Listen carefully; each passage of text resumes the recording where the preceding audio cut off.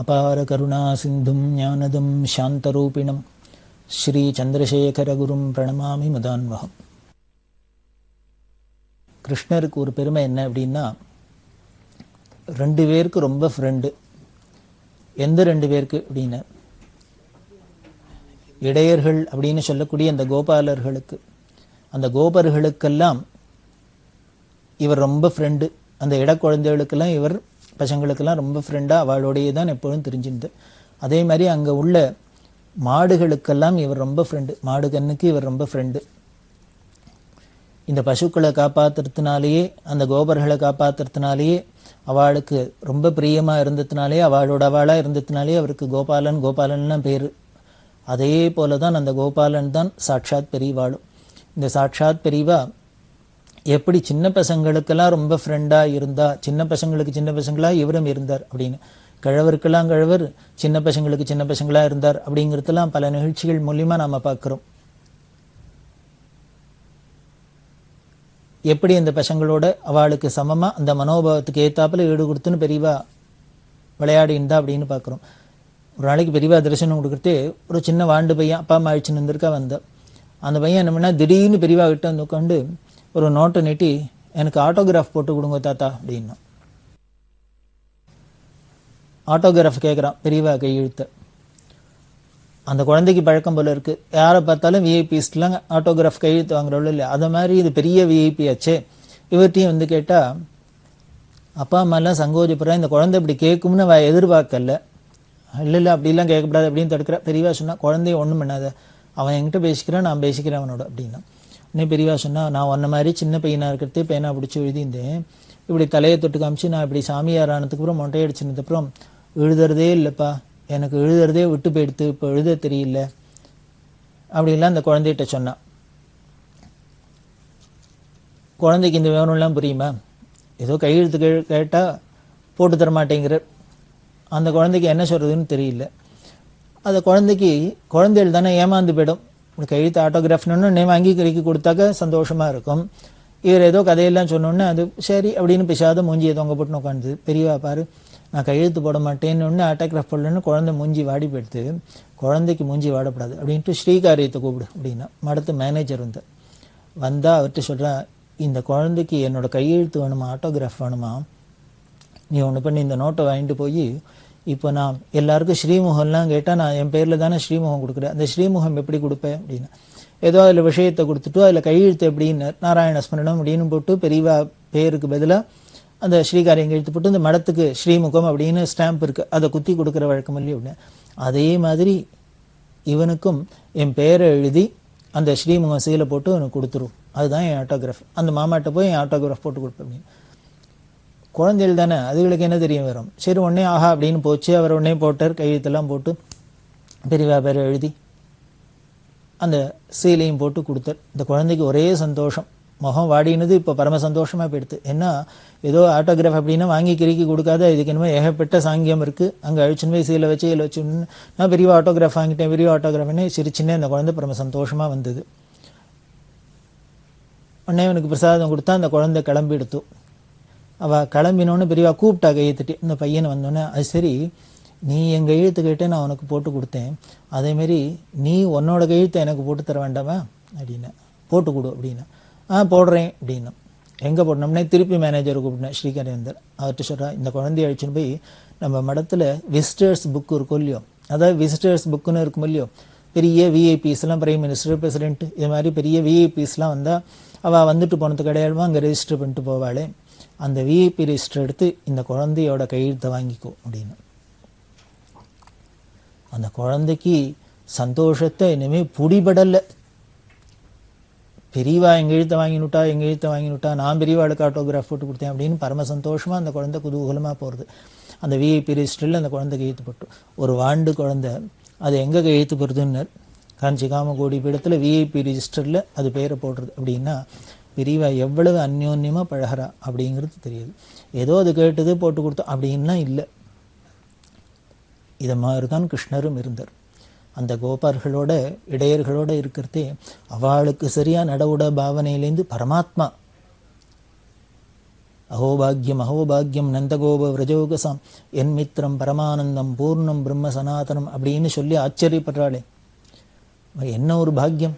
அவளுக்கு என்ன ஏதானு பெருசா படிப்பறிவு இருந்ததா? அவளுக்கு என்ன ஏதானு பெருசா படிப்பறிவு இருந்ததா? இல்லை ஏதான ஐஸ்வர்யத்தில் ஏதானு கோடீஸ்வரலாக இருந்தாளா? இப்படி எந்த அஸ்பெக்ட்ஸ்லையானு நம்ம போய் உறவு கொண்டாடுறாப்புல அவள் இருந்தாளா? இல்லை. எப்போ பாரு மாடு கண்ணு புழுதி சேரு சகதி அப்படி இருக்கிறவாளோட அந்த இடையர்களாக இதுவும் போய் அந்யோன்யமாக உறவு கொண்டாடித்து.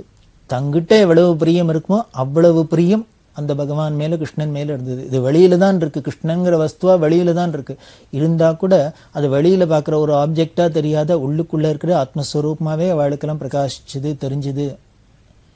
அப்படின்னா அந்த அளவுக்கு அவர் அந்யோன்யமா இறங்கி, அதுதானே அவதாரங்கிறோம். அப்படித்தான் இந்த அவதாரத்திலையும் பெரியவா யாரு போனாலும் அவளுக்கு நாம் எங்கேயோ பெரியவாள்கிட்ட இருக்கும், பெரிய பரமேஸ்வரன் சந்நிதியில் இருக்கும் அப்படின்லாம் நமக்கு ஒரு ஏதோ பிரமிச்சு நாம் ஏதோ அப்படியே ஸ்டன்னாகி நின்றுடாத ஏதோ நம்ம தாத்தாவோட இருக்கும், நம்ம அப்பாவோட இருக்கும், நம்ம வீட்டில் ஒருத்தரோட பழகின்னு இருக்கும் அப்படிங்கிறாப்புல அந்த அளவுக்கு கீழே கொண்டு வந்து தான் இறங்கி வந்து நம்மளை அப்படி ஆலிங்கனம் பண்ணி இருக்கா. அதைத்தான் காமிக்கிறது. அப்படி இருக்கிற பெரியவா இந்த குழந்தைகளுக்கு குழந்தைகளாக இருந்தால் நாம் எல்லாரும் கோபர்கள் மாதிரி கோபிகைகள் மாதிரி நம்ம எல்லாருக்கும் நம்மளோட ஒத்தராகவே ஒருத்தர் இருந்து பெரியவா நமக்கு ஆனந்தத்தை கொடுத்தா அப்படிங்கிறது. இதே போல் பசுமாட்டுக்கெல்லாமும் எப்படி எல்லாம் பெரியவா பிரியமாக இருந்திருக்கா. இந்த கோசம்ரட்சணம் அப்படிங்கிறதுக்கு என்னெல்லாம் பண்ணியிருக்கா அப்படிங்கிறதையும் நாம் பார்க்கணும். நமது சனாதன மதத்தில் முக்கியமானது, ரொம்ப முக்கியமானது ரெண்டு. ஒன்று வேதம், ரெண்டாவது பசுக்கள். வாழ்க அந்தனர் வானவர் ஆனினம் அப்படின்னு தான் ஞானசம்பந்தர் எப்படி பாடுறார் அப்படின்னர், வாழ்க அந்தனர் வானவர் ஆனினம் அப்படிங்கிற.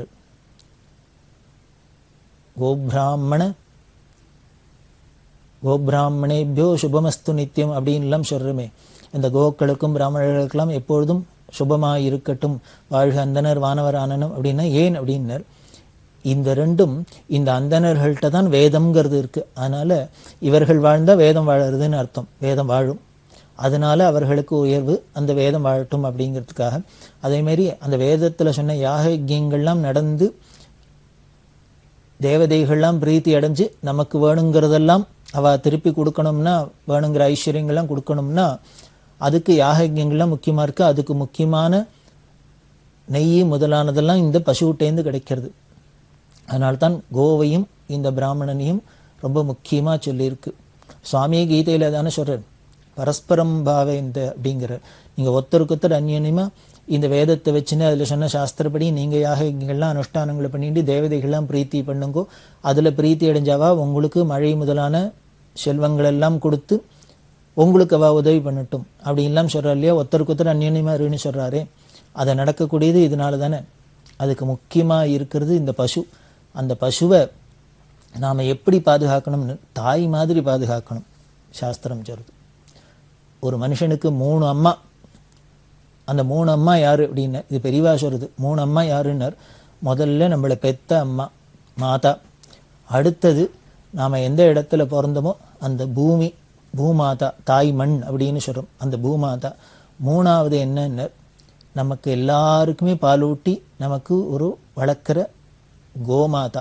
அதனால மாதா பூமாதா கோமாதா இந்த 3 தாயும் நாம ஒரே மாதிரி பாதுகாக்கணும் அப்படிங்கிறது தான் சாஸ்திரமும் சொல்றது, பெரியவாள அர்த்தம் சொல்றான். அதனால வயசான அம்மா இருந்தா எப்படி பாதுகாப்போம், எந்த வயசா இருந்தாலும் தாயாரை நாம எப்படி பாதுகாப்போம், அதே பிரியத்தோடு தான் இந்த பூமிட்டையும் நம்ம பிறந்த மண்ணுட்டையும் நமக்கு இருக்கணும், அதே மாதிரி இருக்கணும் அப்படிங்கிறது. அதுக்காக என்ன பண்ணா, அப்போ அந்த காலத்துல ஒரு பசு வதை அப்படிங்கிற ஒரு ஏக்கம் வந்தது.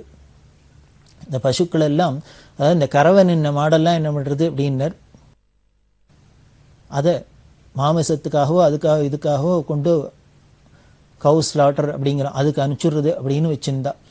இது ரொம்ப பெரிய தோஷம் அப்படின்னு பெரியவா என்ன சொன்னா, நம்மளோட தேசத்துக்கே பெரிய களங்கம் அப்படிங்கிறா.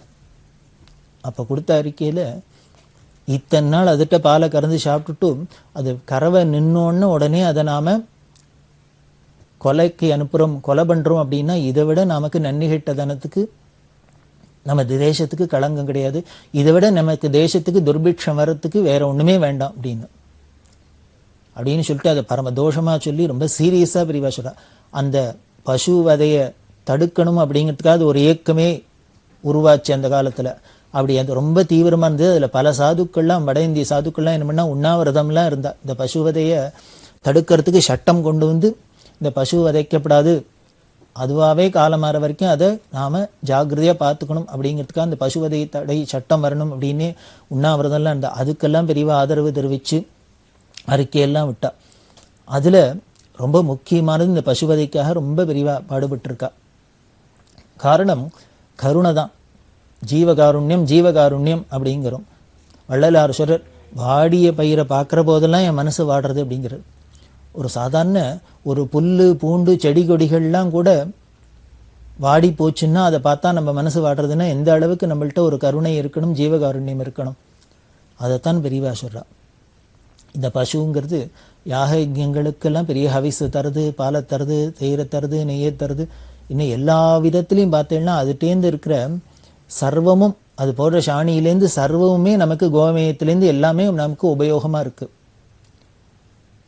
அப்படி சர்வத்தையும் நமக்கு உபயோகமாக கொடுக்கக்கூடிய ஒரு ஜீவனை நாம் நிர்தாட்சியமாக கொன்னோம் அப்படின்னா, நமக்கு வீட்டில் அப்பா அம்மா இருக்கா, அப்பா நமக்கு சம்பாதிச்சு போடுறாரு, அம்மா நமக்கு எல்லாம் காரியம் செஞ்சு கொடுக்குறா. அதுக்கப்புறம் அவளுக்கு வயசாகிடுத்துன்னா ரிட்டையர் ஆனதுக்கப்புறம் அவளை நாம் எங்கே, இவாளால் ஒன்றும் பிரயோஜனம் இல்லை அப்படின்னு அவளை எங்கேயானும் கொண்டு தூக்கில் போடுறோமா? இல்லையே. ஆயுசு வரைக்கும் பாதுகாக்கிறோமோ இல்லையோ, அதே மாதிரி தான் இந்த பசுக்களையும் பாதுகாக்கணும் அப்படின்னு பெரியவா. ஏன்னா அதோட பாலை குடிச்சுன்னா நம்ம வளர்ந்துருக்கோம். தாய்ப்பால் குடிச்சு வளர்ந்தாப்புல இந்த பசும்பாலும் குடிச்சு தானே வளர்றோம். அதனால் இந்த பசுங்கிறது பரம புனிதமானது. அதுக்கு நமக்கு அது மதத்தில் முக்கியமான இடம் கொடுத்துருக்கு. அதனால் கடைசி வரைக்கும் இந்த பசுவை பாதுகாக்கணும், இது நம்மளோட கடமை. இதை பண்ணலைன்னா மகா பாபம் வரும், தேசத்துக்கே ஒரு களங்கம், நமது கலாச்சாரத்துக்கே களங்கம் அப்படின்னு பெரியவா ரொம்ப ஸ்ட்ராங்காக சொல்கிறா. அதனால் இந்த பசு வதைக்காக, அந்த தடுக்கிறதுக்காக பல திட்டங்கள்லாம் சொன்னான். அதில் ரொம்ப எளிமையான திட்டம் முதல்லே சொல்லியிருக்கோம். பெரியவா எந்த திட்டத்தை சொன்னாலும் எளிமையாக தான் இருக்கும் அப்படின்னு. அந்த எளிமையான ஒரு திட்டத்தில் என்ன பண்ணினா அப்படின்னா, எல்லாரும் எதனால இதை கொண்டு பலி கொடுக்கறதுக்கு விட்டுடுறா அப்படின்னா வேற ஒன்றும் இல்லை. இப்போ நாம் மாட்டுக்கு தீனியெல்லாம் போடுறோம், தீனியெல்லாம் போட்டு அந்த செலவழிக்கிறோம். தீனி போட்டோம்னா அது கறந்துருத்துனா அந்த பால்லேருந்து நமக்கு வர லாபத்தினால இதை சரி கட்டிடுறோம். இப்போது நாம் கொடுக்கறதுக்கு அது திருப்பி கொடுத்துருது, அதனால நாம் அதை ஒன்றும் கணக்கு பார்க்கறது இல்லை. ஆனால் இப்போ அது கறவை நின்னதுக்கப்புறம் நாம் தீனி போட்டால் நமக்கு ஏதோ வேண்டாத எக்ஸ்ட்ராவாக என்னமோ பண்ணுறாப்புல இருக்குது, வேஸ்டாகிறாப்புல இருக்குது. அதுக்காக பெரியவா என்ன பண்ணினா, திருமூலர் சொல்ற எல்லாருக்கும் பண்ண வேண்டியது என்னென்ன, தினம் ஒரு கையளவு கைப்பிடி புல்லை எடுத்து பசுமாட்டுக்கு கொடுக்கணும் அப்படின்னு சொல்கிறார். திருமந்திரத்தில் அப்படியே சொல்கிறார். ஒரு பசுவுக்கு ஒரு வாயுரை கொடுத்தோம்னா, ஒரு கையால் புல்லை கொடுத்தோம்னாக்க அவ்வளவு பரம பாபம் போய்டுறது. என்ன ஒரு பாபங்களாக இருந்தாலும் இந்த பசுமாட்டுக்கு ஒரு கீரையை கொடுக்கறதுனாலையோ ஒரு கைப்பிடி புல் கொடுக்கறதுனாலே போகிறதுன்னு சாஸ்திரம் சொல்கிறது. எல்லா மகான்களும் சொல்கிறா. இது ஏதோ சாஸ்திரம் சொல்கிறதெல்லாம் இருக்கட்டும், ஒரு மனிதாபிமான அடிப்படையில், ஜீவகாருண்ய அடிப்படையில் வச்சுருந்தா கூட இது ரொம்ப முக்கியமான ஒரு விஷயம். நமது சாஸ்திரங்கள்லாம் பார்த்தா, நமக்கு கிராமங்கள்லாம் பார்த்தேன்னா என்ன பண்ணிக்கணும், கிராமத்துலாம் குளமெல்லாம் இருக்கும், நீர்நிலைகள்லாம் இருக்கும். அந்த நீர்நிலைகளில் பார்த்தேன்னா ராஜாக்கள்லாம் எப்படி பண்ணி வச்சுருந்தான்னு, 3 பக்கமும் ஜனங்கள்லாம் இறங்கி போய் ஸ்நானம் பண்ணி தீர்த்தம்லாம் எடுத்துக்கிறதுக்காக படியெல்லாம் கட்டியிருப்பா. ஒரு பக்கம் என்ன பண்ணியிருப்பான்னா இந்த ரேம்ப் மாதிரி ஸ்லோப்பாக வச்சுருப்பா. எதுக்குன்னா கால்நடைகள்லாம் வந்து தண்ணி குடிக்கணும் அப்படிங்கிறதுக்காக. அதுகள் தாகமாக இருந்தால் எங்கே போகும்? அந்த அளவுக்கெல்லாம் இந்த பசுக்களுக்கும் கால்நடைகளுக்கும் நமக்கு ஒரு முக்கியத்துவம் கொடுத்தது நமது கலாச்சாரம், நமது தேசம். அதே மாதிரி நடுகல் அப்படின்னு நடு ரோட்ல கருங்கல் நட்டு வச்சிருப்பா. எதுக்கு? இந்த பசுமாடெல்லாம் வந்தால் சொரிஞ்சுக்கணுங்கிறதுக்காக. அதுக்கு தெனவெடுத்ததுன்னா சொரிஞ்சுக்கணும்னா, மாடு நம்ம மனுஷாலாக இருந்தால் கையால் சொரிஞ்சுப்போம் இல்லையா, கையை எட்டலைன்னா முதுகில் யாரையானு சொரிஞ்சு விடுன்னு சொல்லலாம். மாட்டுக்கு என்ன பண்ணும்? அதுக்கு வாயில்லா ஜீவன், சொல்ல தெரியாது. அதனால இது மாதிரி கல்லை நட்டு வச்சிருப்பாங்க கருங்கல், அதில் போய் உடம்ப ஒராசிண்டு அது அந்த தெனவை தீர்த்துக்கும் அப்படிங்கிறதுக்காக கல் நடுறது, நடுகல் நடுறது, இப்படி மாடெல்லாம் போய் தண்ணி குடிக்கிறதுக்காக வைக்கிறது. குளத்துல வசதி பண்ணி தருது. இது மாதிரிலாம் தானே பார்த்து பார்த்து கால்நடைகளுக்கெல்லாம் நமக்கு பராமரிச்சிருக்கு. அப்படி ஒரு கருணையோடு இருந்த தேசத்துல நாம இந்த வாயில்லாத ஜீவனை கொண்டு கொலகளத்துக்கு அனுப்புறோம்னா அது நம்மளோட ராட்சசத்தனத்தை தான் காமிக்கிறது அப்படின்னு சொல்லி பெரியவா என்ன பண்ணா, அதை தடுக்கிறதுக்கு அந்த கறவை நின்ன மாடா இருந்தா கூட அதுகளுக்கு நாம ஆகாரம் போட்டு பார்த்துக்கணும் அப்படிங்கிறதுக்காக எளிமையான ஒரு திட்டம் என்னென்ன, வீட்டில் நாம எல்லாரும் கரிகா வாங்கி சாப்பிட்றோம். அந்த கரிகா தோல் எல்லாம் சீவி கொண்டு குப்பையில போடுறோம். அப்படி குப்பையில போடாத அந்த கரிகா பழத்தோலெல்லாம் இந்த வாயில்லா ஜீவனான இந்த மாட்டுக்கெல்லாம் கொடுக்கலாம் அப்படின்னு ஒரு திட்டத்தை வச்சா. கரிகா தோல் கிருஷ்ணமூர்த்தின்னே ஒருத்தர் மடத்துல ரொம்ப பிரசித்தமா இருந்தார். அவர் பேர் கிருஷ்ணமூர்த்தி. அவர் வாராவாரம் கரிகா தோலை கொண்டு கொடுக்கறதுனால இந்த வீடு வீடா போய் கலெக்ட் பண்ணி கொடுத்ததுனாலே கரிகா தோல் கிருஷ்ணமூர்த்தின்னு பேரு. அவர் சின்ன பையனா இருக்கிறதே பெரியவா அப்பா தரிசனத்துக்கு அழிச்சுன்னு வந்தா அந்த பையன்கிட்ட கிருஷ்ணமூர்த்தி சின்ன பையனா இருக்கா, அவர்கிட்ட பெரியவா கேட்கிறா, உங்க தாத்தா என்னவா இருந்தார், எப்படி இருந்தார் உனக்கு தெரியுமா அப்படின்னு. உடனே அந்த பையன் சொன்னா, அவ தாத்தா புதுக்கோட்டையில கோர்ட்ல ஜட்ஜா இருந்தார். எங்க தாத்தா ஜட்ஜா இருந்தா புதுக்கோட்டை கோர்ட்ல அப்படின்னு. தெரியுமா, அப்ப நீனும் அவரை மாதிரி வருவியா அப்படின்னா. இது முதல் தரிசனத்துல இவ்வளவுதான்.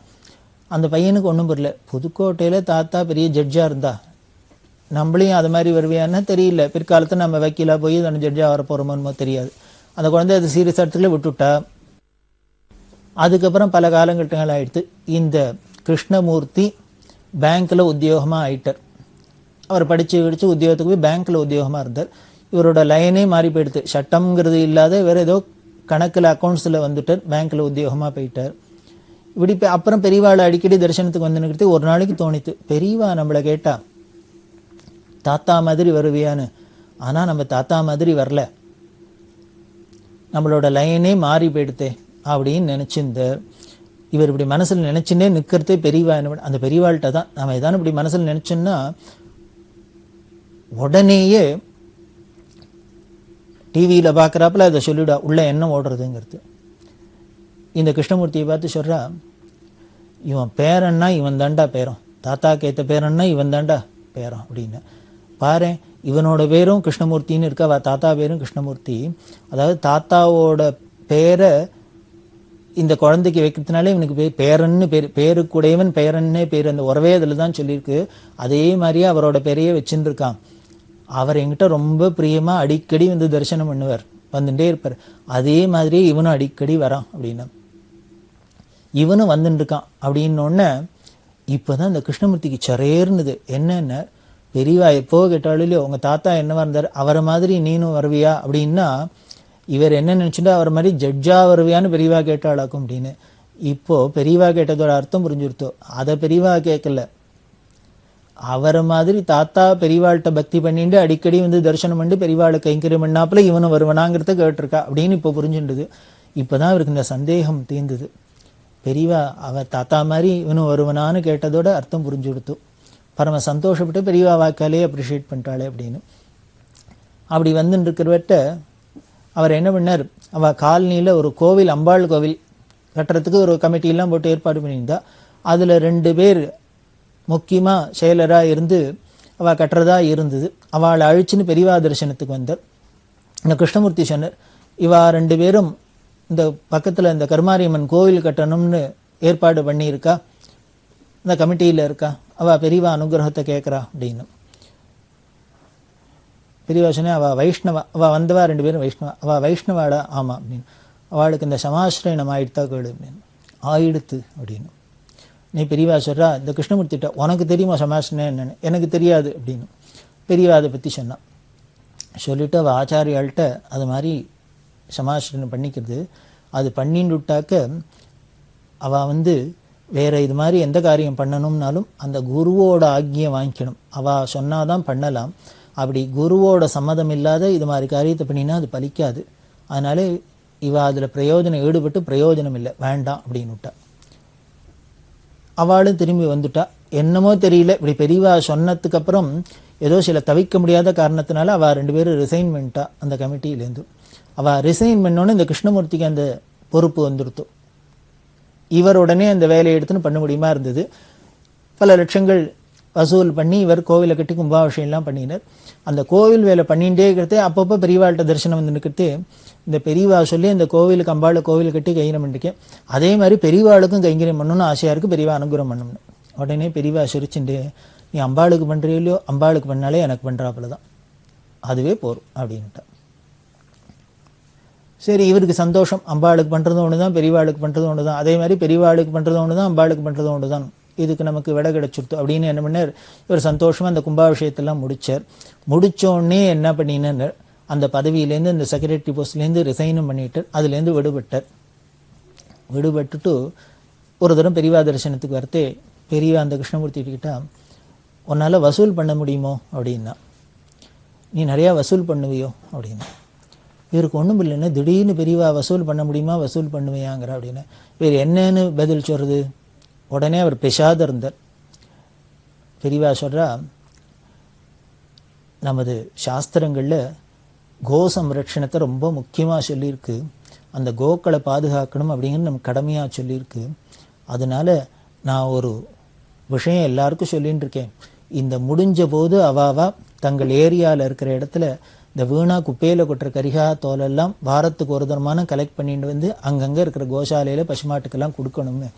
அதனால நீ என்ன பண்ணு, இன்னுமே வாரம் வியாழன் வெள்ளி உங்கள் காலனியில் உங்கள் ஏரியாவில் இருக்கிற எல்லாத்தையும் போய் சொல்லிவிடும் முன்னாலேயே, வாரம் வியாழன் வெள்ளியில் அவள் சேர்க்குற அந்த கரிகா தோலெல்லாம் வெளியில் கொட்டிடாத வீட்டிலேயே வச்சுக்க சொல்லும்.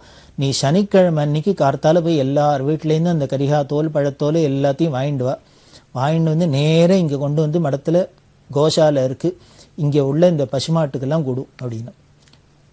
அப்புறம்தான் புரிஞ்சுது, வசூல் பண்ணுவேன்னு இதை காசு பணத்தை பெரியவா மீன் பண்ணல, இந்த கரிகாத்தோல் வசூலை தான் சொல்லியிருக்க அப்படின்னு. ஆஹா பண்ணுறேன்னு பரமபாக்கியம் அப்படின்ட்டு பண்ண ஆரம்பிச்சார். இது மாதிரி பல வருஷங்கள் பண்ணியிருந்தார். பல வருஷங்கள் பண்ணிட்டு இருக்கிறதே அதுக்கு பலன் என்னன்னு ஜெயேந்திர சரஸ்வதி சுவாமிகள் அந்த கிருஷ்ணமூர்த்திகிட்ட சொன்னார், மாம்பழத்தில் ஒரு கோசாலை வைக்கணும்னு ஆசையாக இருக்குது, கோசம்ரட்சணம் நமக்கு முக்கியமாக சொல்லிக்கு பெரியவான சொல்லிக்கா, அதனால் மாம்பழத்தில் நீ ஒரு கோசாலை பண்ணணும் அப்படின்னு சொல்ல 1977 மாம்பழம் சங்கர மடத்துக்கு பின்னால் ஒரு கோசாலையை இந்த கிருஷ்ணமூர்த்தி தான் நிறுவினர். அப்போது ஒரு 5-6 மாடை வச்சுன்னு ஆரம்பித்தா. இன்றைக்கி பார்த்தா அந்த மாம்பழம் கோசாலை சங்கர மடத்தில் கோசாலை அவ்வளவு அமோகமாக நடந்துருக்கு. பல பசுக்கள்லாம் இருக்குது, எல்லாத்தையும் காப்பாற்றுறா. அங்கே வெள்ளிக்கிழமையில் கோபூஜை அது இதெல்லாம் பார்த்தீங்கன்னா ரொம்ப பிரமாதமாக நடந்துட்டுருக்கு. அதுக்கெல்லாம் காரணம் இப்படி ஆச்சாரியாளோட திருவாக்கு தான் அப்படின்னு இந்த கிருஷ்ணமூர்த்தி ரொம்ப சந்தோஷப்படுற. அப்படி இருக்கிறவருக்கு அவரோட முதல் பொண்ணு, அந்த பொண்ணுக்கு திடீர்னு ஒரு உடம்பு வந்தது. அந்த உடம்பு என்ன அப்படின்னா செப்டிசிமியான்னு ஒரு வியாதி. அதுக்கு மருந்தும் கொடுக்க முடியாது, ஆகாரம் கொடுக்க ஒன்றும் பண்ண முடியாது. அப்படி தவிச்சுன்னு இருக்கிறதே பெரியவாள்கிட்ட வந்து சொன்னா. பெரியவா வயிற்று தடவினே கையை தூக்கி அனுகிரகம் பண்ணினா. ஜெயேந்திர சுவாமிகளும் பிரசாதம் கொடுத்தார். இந்த குரு கிருப்பை அனுகிரகம் பிரசாத விசேஷத்தில் அந்த குழந்தைக்கு வியாதி குணமாயிடுத்து. இதை எதை காமிக்கிறதுன்னு, அந்த பசுமாட்டுக்கு கரிகா தோல் கொடுத்து அந்த பண்ணின கைங்கரியம் இந்த குழந்தைக்கு பெரிசா வந்த வியாதியெல்லாம் குணமாயிடுத்து அப்படின்னு சொல்லி, அந்த கோ சம்ரட்சணம், கோவுக்கு நாம் பண்ணுற கைங்கரியம், அதுக்கு ஒரு பிடி புல்லு கொடுத்தோம்னா எவ்வளவு நமக்கு நம்மளோட கர்ம வினைகள்லாம் போய் நமக்கு ஐஸ்வர்யம் வருது அப்படின்னு தெரியுது. இதுக்காக தான் இந்த கோ சம்ரட்சணத்தை பெரியவா ரொம்ப வலிய சொன்னால். இது மாதிரி இன்னும் பல திட்டங்கள் சொல்லியிருக்கா. அதில் இன்னும் சிலதெல்லாம் நாம் தொடர்ந்து பார்க்க போகிறோம்.